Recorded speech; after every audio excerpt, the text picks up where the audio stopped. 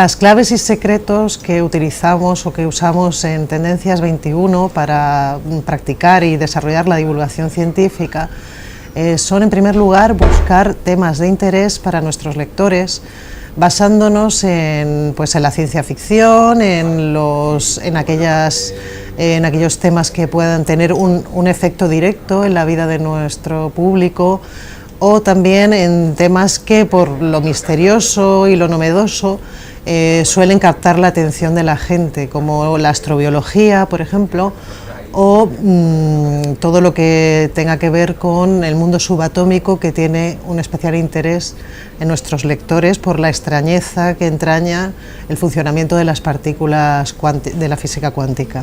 Creo que el derecho está evolucionando, por supuesto, pero no de manera suficiente actualmente para atender el fenómeno de las redes sociales, porque todo ha cambiado mucho y también tenemos que definir los individuos cuáles son los nuevos valores y los nuevos principios que queremos que regulen nuestra vida, y ahí llegará el derecho, pero más tarde. Ahora mismo estamos en proceso de análisis, estamos reescuchando todas esas historias que, con gran generosidad nos han brindado jóvenes de toda España, y los siguientes pasos, para mí en concreto, serán seguir explorando la juventud a través de la educación y a través del arte. Es decir, hay un proceso precioso en la vida del ser humano, esos 15, 14, 16 años, donde tenemos tanta energía para crear, y me interesa mucho un poco cómo tocar a través de la creatividad ese punto tan sensible, tan lleno de posibilidades del joven, y cómo ayudarles a empezar a entender esa gran pregunta, ¿no? ¿Qué quiero hacer con mi vida y sobre todo qué he venido yo aquí a hacer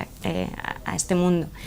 A través de la antroposofía y de la pedagogía Waldorf espero poder reconectar también con esa parte artística que siempre me ha acompañado y que me guía por la vida, y poder contar estas historias que estamos descubriendo a través de qué quieres hacer con tu vida, usando el arte y la creatividad como canal. Es decir, ¿qué pasaría si de repente en los teatros de Madrid o de España se contaran las historias de estos jóvenes y no una simple, zarzuela? Hemos hecho el último mapa de peligrosidad sísmica de España para la revisión de la norma sismorresistente española. El mapa ya está publicado, la norma está ahora en fase de publicación. Eso es muy relevante porque realmente indica el nivel de diseño que tienen que seguir todas las edificaciones de nuestro país para disminuir la vulnerabilidad y resistir los terremotos futuros. También hemos trabajado en seguridad nuclear, lo cual, aunque tenemos menos estructuras implicadas, pero un accidente podría ser muy desastroso. Entonces, pues hemos trabajado para el Consejo de Seguridad Nuclear en varios proyectos, hemos trabajado también en el estudio sísmico del ATC, el almacén temporal centralizado de Villar de Cañas, que está tan controvertido ahora, ¿no? Y pues quizás esas son las más importantes. Luego, en la misma línea, hemos desarrollado también un mapa de peligrosidad para toda Centroamérica, donde hay un alto riesgo sísmico y donde puede haber mucha gente beneficiada por ese mapa. Los países emergentes yo creo que ya han emergido. El mundo que conocíamos hasta hace poco era muy claro porque era un mundo, como llamábamos, bipolar. Estaba el bloque occidental encabezado por Estados Unidos, el bloque soviético encabezado por la Unión Soviética. Eso se ha desmoronado y ya ni Estados Unidos tiene la misma influencia en el mundo que tenía, ni, como sabemos muy bien, existe la Unión Soviética. Y hay un montón de países que quieren tener algo que decir en ese mundo, aunque todavía no de un modo claro. Sigue siendo curioso que llamemos a China país emergente porque es más que emergido, es la segunda, tirando a primera ya, economía del mundo. Es verdad que no ha tomado el liderazgo que podría querer tomar en otras cuestiones globales, todavía está muy concentrado en su crecimiento económico y en sacar a su país hacia adelante y en sacar a tanta gente que todavía tiene que sacar de la pobreza, pero desde luego ya no lo podemos considerar emergente. Países como India, que desde luego va a tener casi mayor peso que China por cuestiones demográficas en un futuro cercano, con una complejidad tremenda, pues desde luego pueden tener mucho que decir, pero también países como, estoy hablando ahora por ejemplo de los BRICS, ¿no? Brasil en concreto, que debería, y mucha gente le reclama o piensa que podría tener el liderazgo en América Latina, y sin embargo no deja de mostrarse un poco reticente a la hora de abordar ese liderazgo. Esa indefinición que tenemos ahora en las relaciones internacionales, esa multipolaridad que asoma, nos parece arriesgada a veces porque la desconocemos, pero posiblemente es el mundo al que vayamos, y lo que tenemos que encontrar es la manera de poder gobernarlo adecuadamente. Este sigue siendo el siglo de la biología, ya lo fue la segunda mitad del siglo XX, parecía que la cosa iba a terminar, pero no. Todos sabemos que la biología está en pleno auge, en pleno desarrollo en muchos campos. Yo nombraré uno, pero no es el único, y el que quiero señalar es el del estudio del microbioma y la aplicación de ese conocimiento a la biomedicina.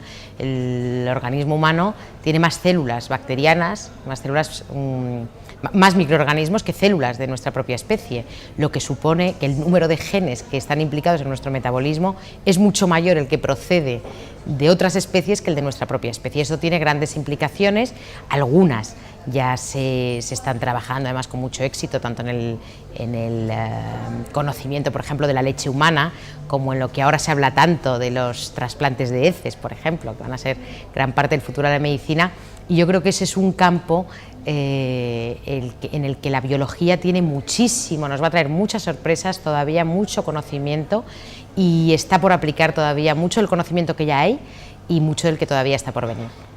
Creo que el papel del científico y de las científicas en particular en la sociedad española está bastante desvalorizado o muchas veces no es muy comprendido. Dentro del mismo ámbito académico, a veces no se tiene en cuenta la enorme presión que están sufriendo a veces los científicos por desarrollar sus tareas, teniendo que compaginar esa dedicación hacia su investigación con múltiples tareas como la formación, la gestión y últimamente la difusión.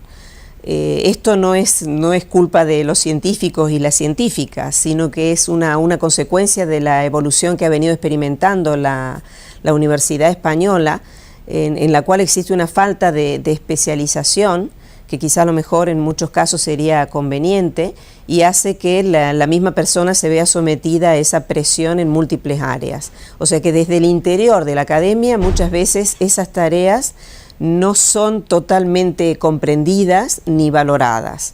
Y desde el punto de vista de su proyección hacia la sociedad, en mi opinión creo que es aún peor, porque en muchos casos, sobre todo en el área, por ejemplo, de las ciencias sociales, y no solo en esas áreas, no se ve en la investigación o en el producto que obtienen esos científicos y esas científicas como algo que sea realmente útil en la sociedad, o muchas veces fácilmente transferible. O sea, vemos que existen muchísimos problemas en cuanto a la comunicación, por ejemplo, entre el ámbito de la industria, entre el ámbito empresarial y el ámbito académico en relación al poder que puede tener la ciencia para avanzar en todos los aspectos de la vida social.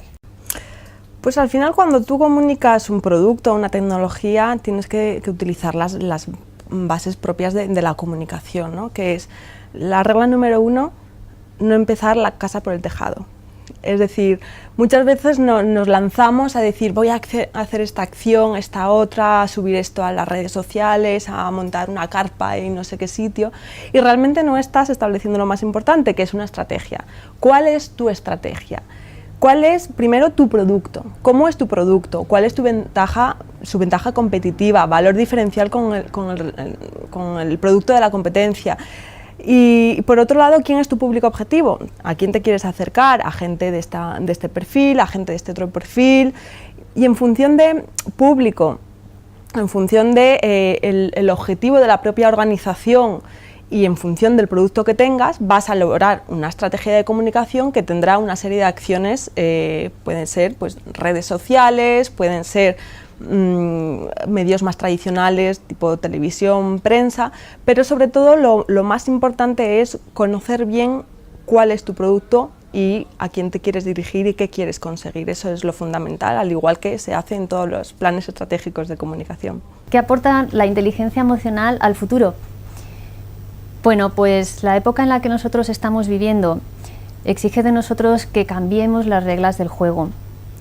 Realmente lo interesante, lo más apasionante de lo que nos va a tocar por vivir es lo que está por llegar, porque en realidad estamos todos contribuyendo a crear ese cambio. Todos participamos de ese nuevo paradigma. ¿Y de qué estamos hablando realmente? Bueno, estamos hablando de la necesidad de incorporar la inteligencia emocional en nuestras vidas y en nuestro trabajo y derrotar todo lo que son las expectativas de fracaso, todo lo que es el pesimismo, porque nos genera situaciones de bloqueo, situaciones de tensión, desde las cuales convertimos la incertidumbre en un problema, nos introducimos en bucles de derrotismo, y somos incapaces de salir de ahí. Y eso nos paraliza como individuo y como sociedad. Por eso es muy importante a través de la inteligencia emocional focalizarnos más en lo positivo, en la solución, en construir. Y eso solo lo sabremos hacer si nosotros somos capaces de autogestionar y reaprender todo aquello que necesitemos cambiar, tanto a nivel individual como a nivel social. Pero siempre enfocándonos en esto, en el cambio, en ese nuevo paradigma que nos lleve a una mejor evolución.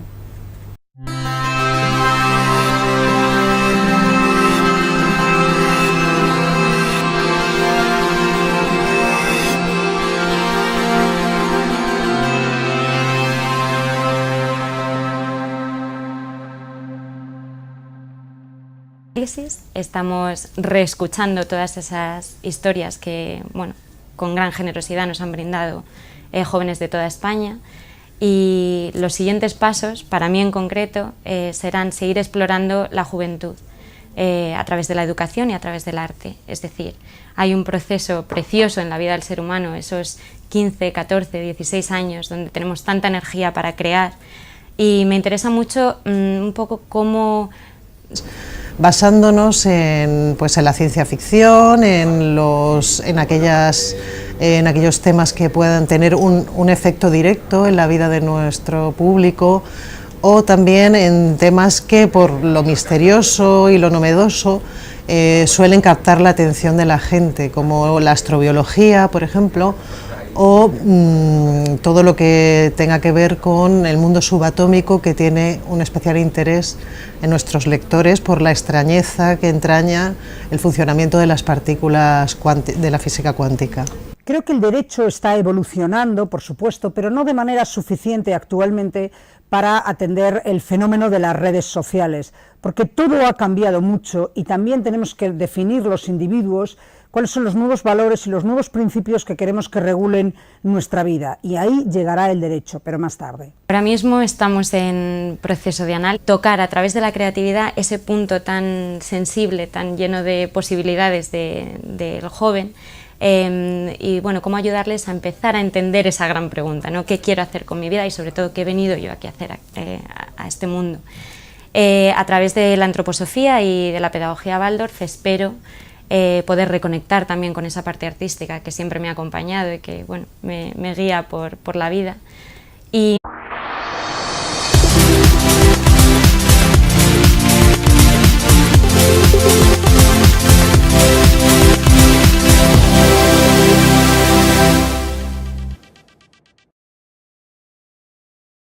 las claves y secretos que utilizamos o que usamos en Tendencias 21 para practicar y desarrollar la divulgación científica son, en primer lugar, buscar temas de interés para nuestros lectores.